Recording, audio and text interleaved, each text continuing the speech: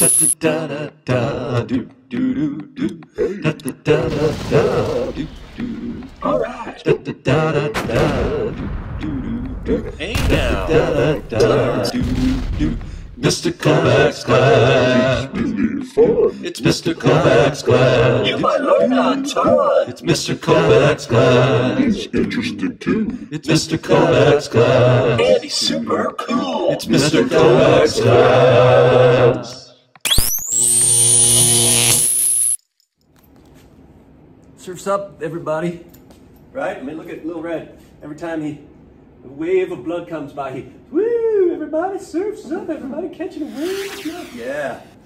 All right, so we've been talking about, like, the other day you studied how exercise affects hearts, or affects your body, right? It affects arteries by making them stretchier.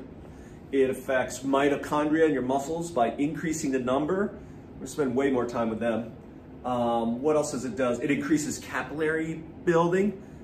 I mean, there's tremendous things. It improves breathing function, makes your, but we're gonna concentrate today on how it affects the heart, right? So today in your part two, you're gonna use an online research where you're gonna figure out your heart rate zones, okay, your heart rate zones, and it's all set up for you.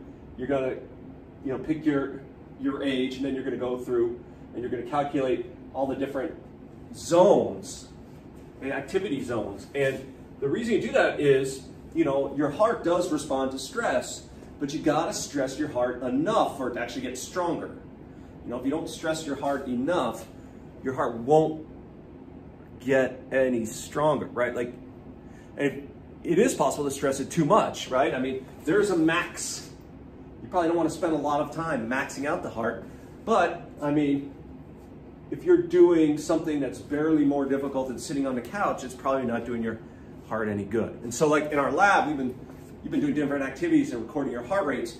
What you're going to be able to do now is we're going to be able to figure out what zone you're in, and really what we're going for is the best zone to improve your fitness and your heart fitness is the green one here, 70 to 80% of your maximum heart rate, right? So if you can do an activity that gets you to there, you're actually making your heart stronger, which I think is what we all want. So that's gonna be your part two today. Now I'm gonna bring in a special guest who you actually know, but probably didn't know what a good athlete he was. And he spends a lot of time with his heart, and he knows all the zones. So we'll talk to him. Hey, we've been talking about hearts. I don't know if you knew this, but Mr. Rose teaches social studies. Did you know that?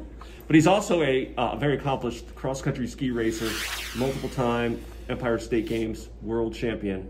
You can look that up. Anyway, when he knows a lot about hearts and his heart, so I'm gonna ask him a few questions since we're talking about hearts and exercise. Sure, go ahead.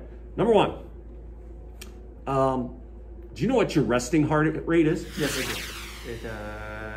Generally, my resting heart rate is in the low to mid 40s. Around 45 to 47 beats a minute, somewhere in that neighborhood. All right, now when you work out, because I know you train pretty much daily. I do. Are you thinking about what heart rates you're going to reach during your training that day? Sure, yeah. Given the particular exercise that I'm doing and the intensity of how hard I want to go, I use my heart rate to dictate that. If I wanted to go, if I was going really hard on a given day, I do have an area or range where I want my heart rate to be.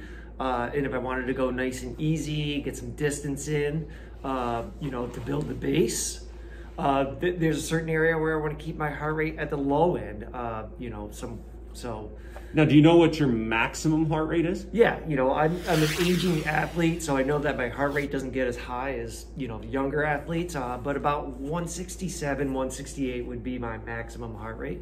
Yeah, okay. And we're studying different exercises or different types of activities and their effects on the heart. Is there one activity that you like to do that has the most impact Like, gets your heart rate up the fastest? That's, I guess, what I'm asking. I would say cross-country skiing, because unlike running, cross-country skiing in cycling, it involves, it's a quadrupedal sport. So that involves not just your arms, but your legs. So it's a complete body exercise. A lot of experts say that cross-country skiing is the ultimate in, you know, cardiovascular exercise. So that one, I would say, would get your heart rate, your heart rate the highest if you were looking to get your max, you know. Whereas cycling, you're using just your legs.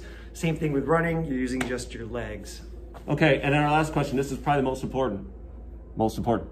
Have you ever hula hooped? I've tried. There it is, folks. Groundbreaking interview with Mr. Rose. You know what? I'm gonna put it on the classroom. I'll show you some of his unbelievable results as an old timer. He's still got it. I still got it. Bye now. All right, well, I found some old footage. This is from the Lake Placid Loppet, which is in this case, is a 25-kilometer ski race. Okay, some old footage. It's in slow-mo, but this is Mr. Rose, right?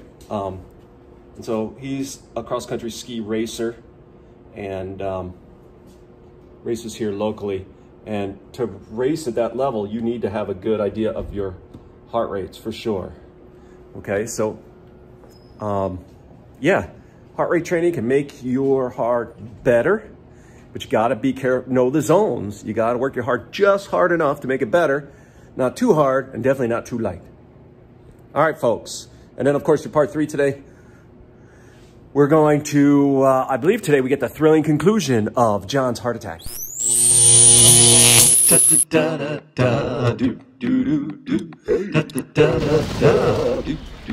All right.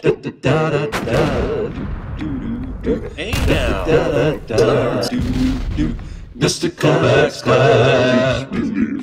It's Mr. Kovacs class. You might learn on time. It's Mr. Kovacs class. He's interested too. It's Mr. Kovacs class. And he's super cool. It's Mr. Kovacs class.